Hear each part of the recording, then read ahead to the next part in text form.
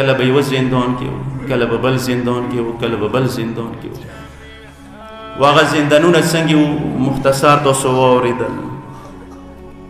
څه مولا په صحیح قیام حالات کې ورکې نشو ودرېدلی.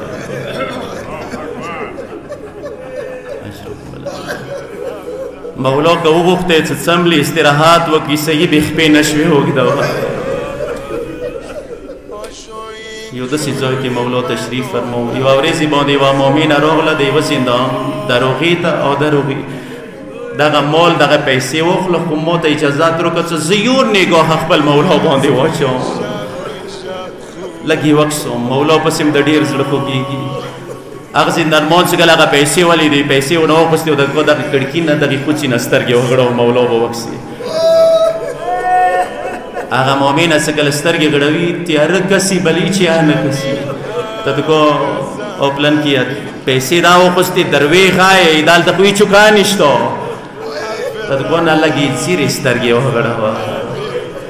بیا راغله دا مؤمنه چې ښې سترګې وغړولې. بیا دوی چې نه درویښ خو ما یا نورې پیسې به درکوم، خو ما ته صرف یو وارې خپل مولا وښیه.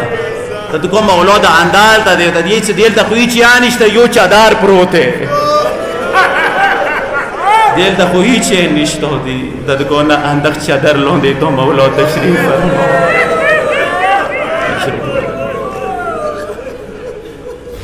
مولا باندې دوره ظلمونه و دوره ظلمونه.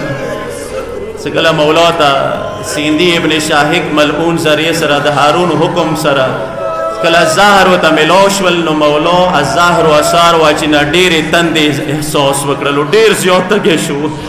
نو چوتې ویله لږې اوبه راوړو. سیندي ابن شاهق ملعون اوبو غوښتلې په ځای مولا باندې ظلم وکړل، اوبه یې نه وې کیدای شي ذهن کې بیا دغه راغلي وي چې مولا زه یې تا المسا یم، څنګه تا ته کربلا کې اوبه نشوې میلاو، همداسې به ما ته نه میلاوي. هغه عظیم امام دی چې کله اخري لمحات راغلل دا دعا به کوله، خدایا ما د هارون جیل نه رها کړې، خدایا ما د هارون قید نه آزاد کړې. راویه یې ما سترګې غړولې چې کله اخري لمحات یې مخې واړول مدینې طرف ته، څه خبرې یې وکړلې، څه وصیتونه یې وکړل. بل طرف ته مدینې کې مولا امام رضا علیه السلام چې کله هغې لمحې کې هغه خبرې واورېدې کلاکه کلاکه په ژړا شولو. خلخانې غږ ورباندې وکړو، مولا ویلې په ژړا شولې، چوک د یاد شولو څه په ژړا شولې. ته د قوم ما ته د بابا وصیتونه ذهن ته راغلل. بابا ما دنیا کې اخري لمحات زه یتیم شولم، بابا ما دنیا نه لاړلو. عزادارو دغه مظلوم امام چې کله شهید شولو ظالم حکم وکړلو، څو څلور بندیان راشوی اشیا و امام جنازه اوچاته کړ. اجرکم الله. هغو څلورو بندیانو هغه جنازه اوچاته کړه. ای بغداد په له باندې کېږدوله، یو غږ به کولو هذا امام رفضا، دا د شیعو امام دی، دا د شیعو امام دی. مولا امام موسی بن جعفر ته ډېر مظلوم یې مولا. مولا مدینې نه په زور راوستې بغداد ته، خو مولا جان ته یې څه کله مدینې نه راوستې لسونه د خلاص و مولا.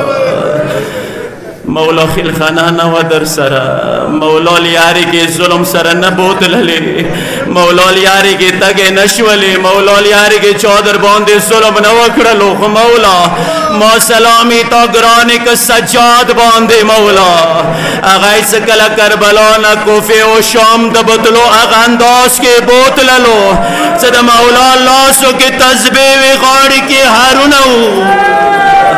مولا تیس کلا مدینې نه راوستې نو تا سره خلخانه نه وه مولا، خو ما سلامي سجاد مولا باندې که سترګې اوچتولې نیسې باندې بې د بابا مرخلله لیده، که یوه طرف ته یې مخ خړولی که درمنه ترور بلیده، بل طرف ته یې سترګې خړولې وړه خور بلیده.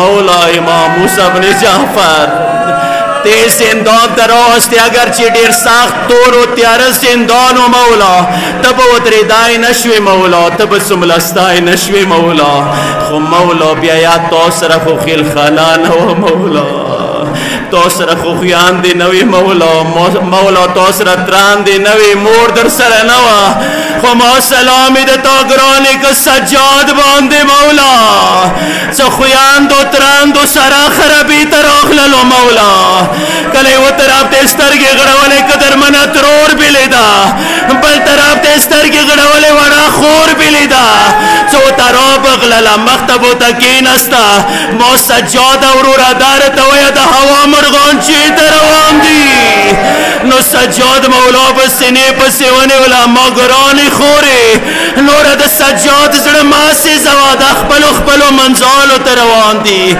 زین العابدین مولا امام موسی بن جعفر تیز گل روستی بازار باندی نروستی اخیری جمله ذکر دبارا مولا ما سلامی داگرانی که سجاد باندی سگل شام بازار باندی دا کافلا روستا زین العابدین ییچی مکافلین اولاندی و شمی روانو آغا بداغا گنه کول شمیان و کربلیان رخلی دی خروغ استقبالی و کوئی سجاد مولا ایک دی جمله سر بی مدس استقبال وشولو کلتی بازار نمختلوڑی ما بوڑا خور نپیشندلا ما بخبلا ترور نپیشندلا لا لعنت اللہ للگو